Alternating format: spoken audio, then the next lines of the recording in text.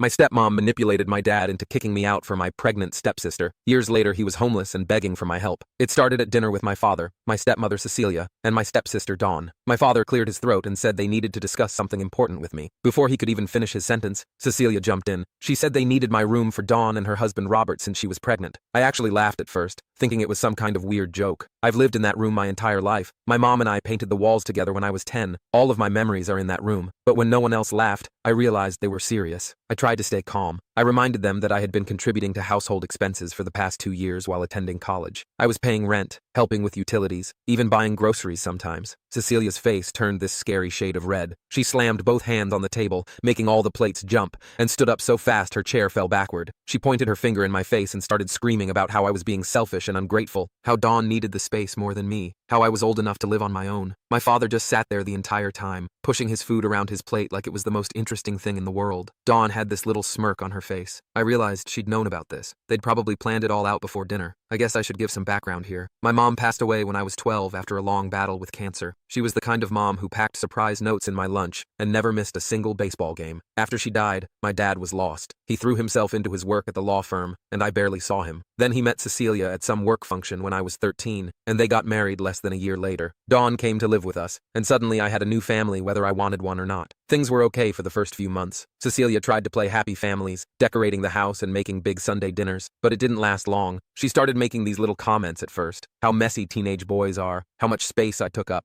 how Dawn needed more room for her things. Then the comments got more direct. She'd talk about how I was old enough to live on my own, how I was holding Dawn back from having the childhood she deserved, how I was a burden on their finances despite my dad's good job at the law firm. I tried to make it work. I really did. I kept my head down, studied hard, got good grades. When I turned 16, I got a part-time job at the local grocery store and started contributing to household expenses, even though I didn't have to. I thought maybe if I proved I wasn't a burden, things would get better. They didn't. If anything, Cecilia got worse. She'd go through my room when I was at school, claiming she was cleaning but really just looking for reasons to complain. She'd turn off the hot water while I was in the shower, saying I was wasting utilities. She even started scheduling family dinners for times she knew I'd be at work, then complained to my dad about how I was never around for family time. Last night, when I tried to reason with them, pointing out that I paid rent and helped with bills, Cecilia completely lost it. She started throwing my dinner plate around, screaming about how ungrateful I was after everything they'd done for me. Dawn just sat there with this smug look on her face, rubbing her belly. I looked at my father, silently begging him to say something, to defend me, to be my dad, but he wouldn't even look at me. He just kept staring at his plate, occasionally nodding at whatever Cecilia was saying, like some broken bobblehead doll. The father I knew growing up, the man who taught me to ride a bike and helped me with my math homework, seemed to have disappeared completely. I tried to reason with them. My voice was shaking, but I kept going. I explained that I was still in college with 2 years left, that I'd been faithfully paying rent every month, that this was my home too. I talked about how I'd been working part-time at the grocery store to help with expenses, how I maintained good grades despite working, but Cecilia wasn't hearing any of it. She cut me off mid-sentence, her voice cold as ice, saying I had until morning to pack my things and leave. That's when I lost it a little. I stood up too, my chair scraping against the floor. I asked them where they expected me to go in the middle of the semester. Cecilia rolled her eyes and said I should have thought about that before being so selfish. Dawn chimed in, saying I was ruining her special announcement with my drama. I felt like I was in some bizarre alternate reality where nothing made sense anymore. Finally, I turned to my father again, practically begging for support. He looked up at last, but I almost wished he hadn't. His eyes were empty, like he was looking through me instead of at me. He spoke in this quiet, defeated voice, telling me it would be best if I found my own place, since Dawn needed stability for her baby. Those words felt like a physical blow. I couldn't help it. I brought up the promise he made to my dying mother. I was there in the hospital room when he held my mom's hand and swore he would always take care of me. He flinched when I mentioned it, but Cecilia jumped in again, screaming about how dare I bring that up, how I was manipulating the situation, how I was trying to guilt-trip them. I've been living in my car since this morning, parked behind the college library. I had to miss my classes today to figure out what to do. My whole life is in my 2008 Honda Civic, whatever I could fit anyway. I spent hours calling everyone I could think of. My mom's sister hung up as soon as I explained the situation. My uncle said I needed to grow up and stop causing problems. My grandparents said they were too old to deal with family drama. Nobody wants to help. I don't have many friends because I spent most of my time working and studying. The few I have are all living in dorms or with their parents. I have some savings from my part-time job, but it's nowhere near enough for an apartment deposit. I've been working at a local grocery store, making just enough to cover my portion of the bills and tuition. The worst part is, Dawn doesn't even need my room. Their house has 4 bedrooms. My room, Dawn's room, my parents' room, and a guest room. But Cecilia insists they need 2 rooms for the baby, one for the nursery and one for Dawn and Robert. It's just an excuse to get rid of me, and everyone knows it. I'm sitting in my car right now, parked behind the library, using their Wi-Fi to write this. I had to leave most of my stuff behind because I couldn't fit everything in my car. When I tried to go back for the rest of my things this afternoon, Cecilia had changed the locks. My father texted saying I could come get my things when they were home, but only if I accepted their decision without arguing. I just can't believe my father chose his stepdaughter over his own son. I don't know what to do. I have work tomorrow morning and I don't even have a place to shower. Update 1. Living in a car is worse than I ever imagined. The past 2 weeks have been a complete nightmare. After my last post, I spent 3 days desperately calling every relative I could think of. Each call was more humiliating than the last. My father's brother, Uncle Steve, actually laughed when I explained my situation. He said something about how this generation wants everything handed to them,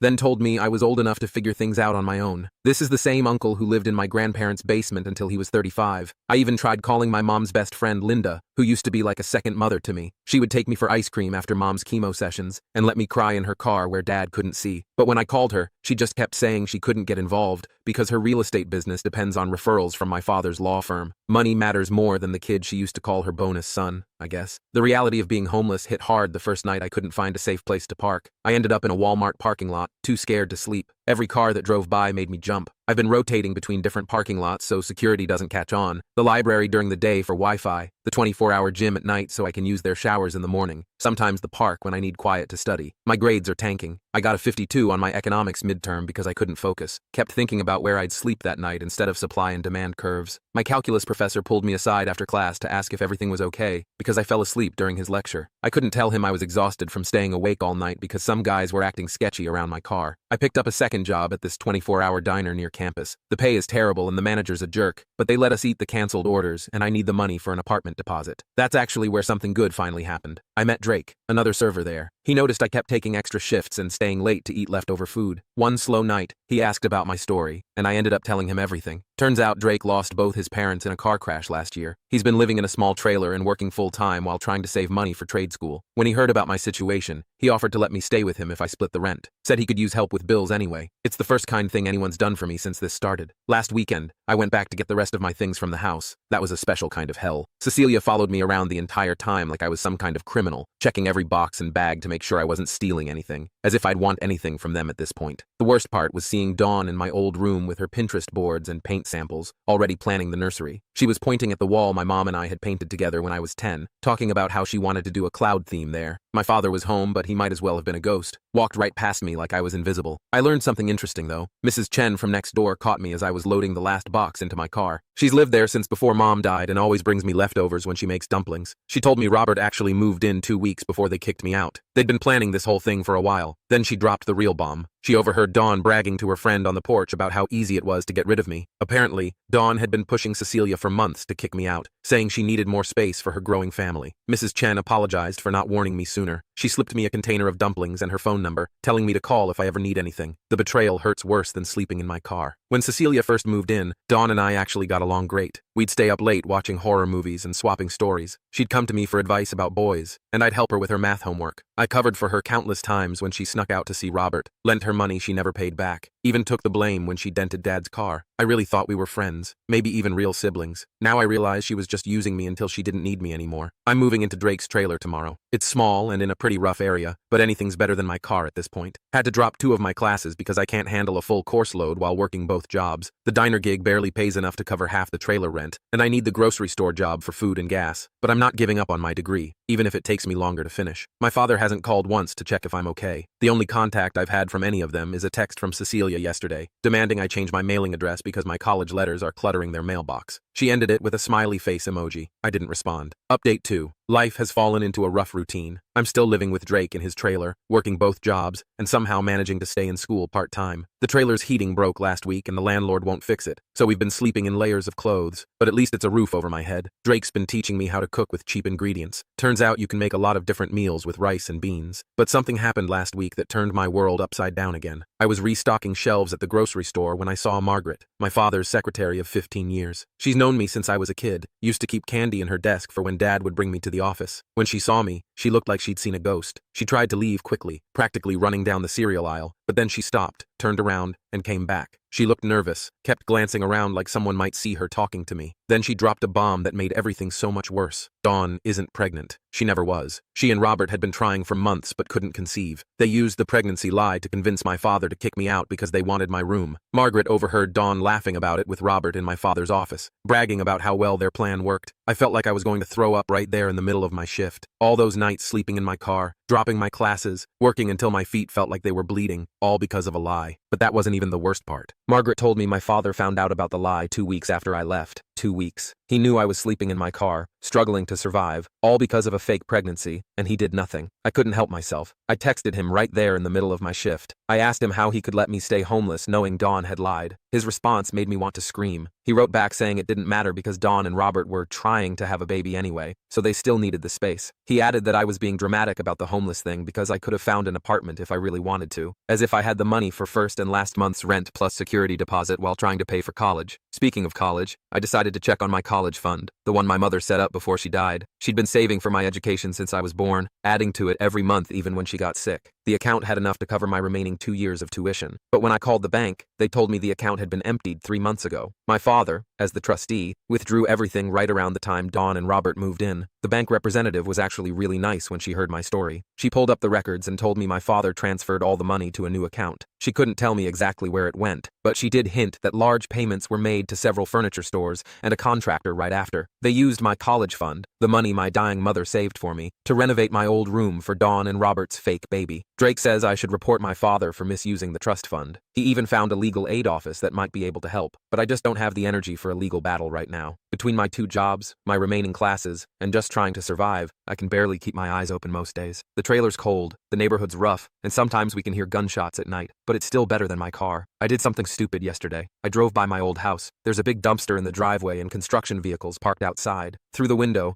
I could see they've gutted my old room. The walls my mom and I painted together are probably in that dumpster now. I sat there in my car for almost an hour, just staring at the house, remembering all the times my mom and I baked cookies in that kitchen, or did puzzle games in the living room. It doesn't even feel like my home anymore. The grocery store manager caught me crying in the stockroom during my shift today. Instead of getting mad, he sat down with me and listened to my whole story. He's giving me more hours and moving me to the day shift so I can pick up extra shifts at the diner at night. It's not much, but it'll help. Right now, I'm just focusing on survival, keeping my head down, working my jobs, studying when I can. Some days it feels impossible, but I keep hearing my mom's voice in my head, telling me to never give up. Update 3. It's strange how life works out sometimes. I never thought I'd update this post again, but something happened yesterday that brought everything rushing back. These past 7 years have been transformative. I graduated college, took me 5 years instead of 4, landed a great job at an investment firm, and worked my way up to senior analyst. I married Rose, whom I met in my last year of college. She was the barista at the coffee shop where I used to study between shifts. We bought a house last year, something I never thought possible when I was sleeping in my car. Drake is doing great too. He finished trade school and now runs his own HVAC business. He was the best man at my wedding. Funny how the worst moment of my life led me to one of my best friends. I heard bits and pieces about my family over the years through old neighbors. Dawn eventually did get pregnant for real and had twins. Mrs. Chen told me they completely renovated the house, turning the guest room into a playroom and my old room into a nursery. She said my father aged a lot in these past years, stopped taking care of the yard, barely leaves for work anymore. Yesterday my father called from an unknown number. I almost didn't pick up, but something told me I should. His voice sounded different, older, weaker, broken. He was crying, something I'd only seen him do at my mother's funeral. Between sobs, he told me he needed my help. Apparently, Dawn and Robert had been working on Cecilia for months, convincing her to put the house in their names. They said it was the smart thing to do, would save on inheritance tax, would keep the house in the family for their kids. They even got their own lawyer to draw up the papers, someone from Robert's family. Cecilia, always wrapped around Dawn's finger, agreed. She transferred ownership of the house to them as a gift for their growing family. The moment the papers were signed and filed, Dawn and Robert put the house on the market. They sold it within a week, well under market value for a quick sale. They cleared out their stuff while my father was at work, took the twins, and disappeared. No note, no explanation, nothing. They even cleaned out the joint account Dawn had with Cecilia, which held most of my father's retirement savings. Cecilia had added Dawn to the account years ago to help manage the household expenses. When my father came home and found the house empty and a sold sign in the yard, he had a heart attack right there in the driveway. A neighbor found him and called an ambulance. He's in the hospital now with no home to return to, no savings, and no way to pay his medical bills. Cecilia apparently had a complete breakdown when she realized what happened. She packed a bag and went to stay with her sister in Florida, leaving my father alone in the hospital. He kept apologizing through his tears, saying he should have never chosen them over me, that he failed as a father, that he regrets everything. He told me about how proud he was when he heard about my success at work through old friends, how he kept every newspaper clipping when my firm was featured in local business news. He said he drives by my house sometimes, just to see how I'm doing, but never had the courage to knock. He asked if he could stay with me while he recovers, saying I was his only hope. The irony of him being homeless now isn't lost on me. Part of me wants to tell him exactly how it feels, to let him experience what I went through, but I'm not that person. I told him I would think about it and hung up. I then stared at an old photo of my mom and me at my 10th birthday party. My father took that picture. We were all so happy then. I keep thinking about something my mom used to say, that life has a way of bringing things full circle. 7 years ago, I was the one desperate for help, and he turned his back on me. Now he's in the same position, asking for the same grace he refused to show me. The difference is, I actually have the means to help him. The question is, should I? Update 4. I spent the last 2 weeks thinking about what to do about my father, talking it through with my wife and Drake. My wife, being the kind person she is, initially suggested we let him stay in our guest room, but the more we discussed it, the more we realized that wasn't the right solution. Drake reminded me of all those nights in the trailer when I'd wake up from nightmares about sleeping in my car. After much deliberation, I made my decision. I paid off my father's immediate medical bills. The hospital was threatening to discharge him despite his condition because of non-payment, but I made it clear he couldn't stay with us. Instead, I called Uncle Steve, the one who laughed when I needed help 7 years ago. I told him exactly what his brother needed and reminded him how he once said family should always help family. Funny how quiet he got when I brought that up. He tried to make excuses, but I cut him off and told him it was his turn to step up as a brother. I set up a small monthly allowance for my father's basic needs, enough to rent a modest apartment and cover utilities and food. I hired a social worker to help him find an affordable place and get signed up for any assistance programs he might qualify for. But that's where my help stops. No family dinners, no emotional support, no trying to rebuild our relationship. He made his choice 7 years ago when he watched me pack my life into my car and drive away. Yesterday, I got a long email from Cecilia. She's still in Florida with her sister, writing about how I need to forgive my father, how he's a broken man, how Dawn manipulated them all. She had the nerve to say they kicked me out because they truly believed I would land on my feet, that they knew I was strong enough to make it on my own. I didn't respond. They didn't care if I landed on my feet when I was sleeping in my car, missing meals, and working 2 jobs while trying to stay in school. Some of my extended family members have been posting on social media about how I'm being cruel, how families should forgive each other, how I'm punishing my father for Dawn's actions. They don't seem to remember how they all ignored my calls for help when I was homeless. It's amazing how people who weren't there to help you struggle suddenly have opinions about how you should spend your money. My wife asked me if I was sure about my decision, if I would regret not trying to rebuild a relationship with my father. I showed her something I've kept all these years, the last birthday card my mom ever gave me. Inside, she wrote about how proud she was of my kind heart, but reminded me that being kind doesn't mean letting people hurt me. She wanted me to be strong, to stand up for myself, to know my worth. I'm not being cruel by maintaining boundaries. I'm not being heartless by protecting myself. I remember those nights in my car, jumping at every sound, trying to study by the dome light, skipping meals to save money. I remember checking my phone every day, hoping my father would call to say it was all a mistake, that I could come home. That call never came. My father made his choice 7 years ago. He chose his new family over his son, and that choice had consequences. I've built a good life for myself, a loving wife, a beautiful home, a successful career, true friends like Drake who stood by me when my own family wouldn't. I'm at peace with my decision. Sometimes the kindest thing you can do for yourself is accept that family isn't about blood or obligation. It's about who stands by you when you need them most.